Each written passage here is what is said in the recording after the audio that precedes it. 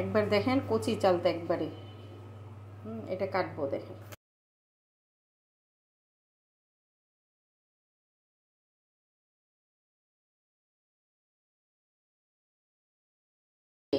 সেই চালতাগুলা ব্লেন্ডার করে নিব, সিদ্ধ করে নিয়েছি চালতাগুলা। অল্প পানি দিব, দিয়ে মুখিগুলো সিদ্ধ করেছি, সিদ্ধ করে ছিলে এখন এটাকে ভেঙে নিব এরকম করে। চুলায় পাতিল বসাই দিলাম, পানি দিয়ে দিলাম,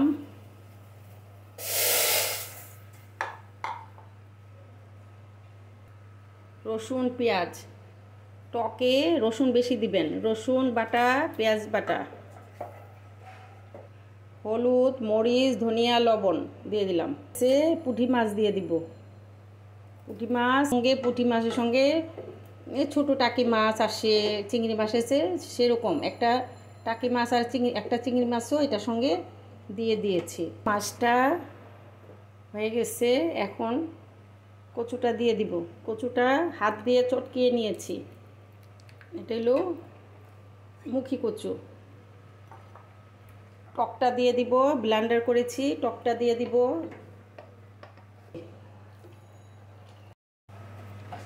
এটা ভালো করে দেখেন আস্তে আস্তে করে গলায় নিব এরকম করে। আমি আস্ত কয়েকটা, এটা সিদ্ধ করাই, একটু কচি একবারে কচি আস্ত চালটা দিয়ে দিলাম, সিদ্ধটা ও আস্তে আস্তে কয়েকটা দিয়ে দিলাম। কাঁচামরিচ দিয়ে দিলাম ফালি করে,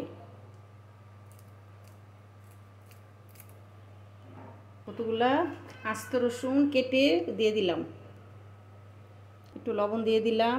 আমি চালতা 3টা দিয়েছি, ছোটো ছোটো কচি কচি 3টা চালতা ব্লেন্ডার করে, ওই ব্লেন্ডারটা পুরাটাই দিয়েছি, রসটা দিই নাই, পুরা ব্লেন্ডার করে এটা দিয়েছি, কেননা চালতাটা একবারে কচি, সেজন্য টকটা আপনারা কম বেশি করে নিতে পারেন। কেউ কম খেলে কম দিবেন, কেউ বেশি খেলে বেশি দিবেন।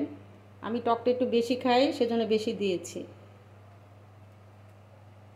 পুঁটি মাছ দিয়ে টকটা যায়, মানে পুঁটি মাছ এই দিনে পুঁটি মাছ, তারপর ট্যাংরা মাছ টক রান্না করলে ভাল লাগে। অনেকে আবার চিনে না, যে খলসা মাছ আছে ওইটা দিয়েও টক রান্না করলে মজা লাগে।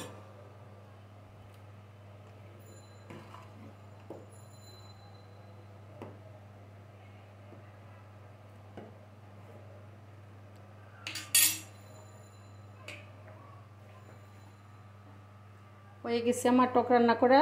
কাঁচামরিচ দিয়ে দিলাম, ধনিয়া পাতা দিয়ে দিলাম, দেশি ধনিয়া পাতাও পাওয়া যায়, আমার কাছে এইটা ছিল, এটা দিয়েই রান্না করলাম, এই ধনিয়া পাতা দিয়ে রান্না করলাম। হয়ে গেল আমার কচুর মুখি দিয়ে চালতার টক, সাথে মজাদার পুঁটি মাছ।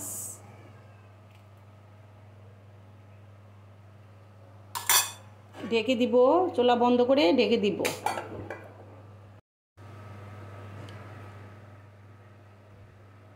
দেখেন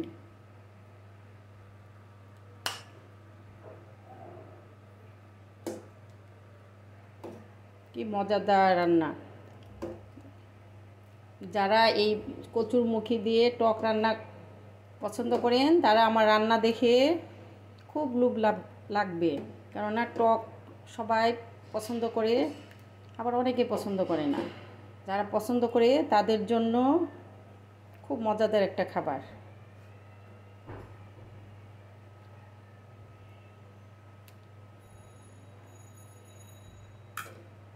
হয়ে গেল আমার কচুর মুখি দিয়ে চালতার টক।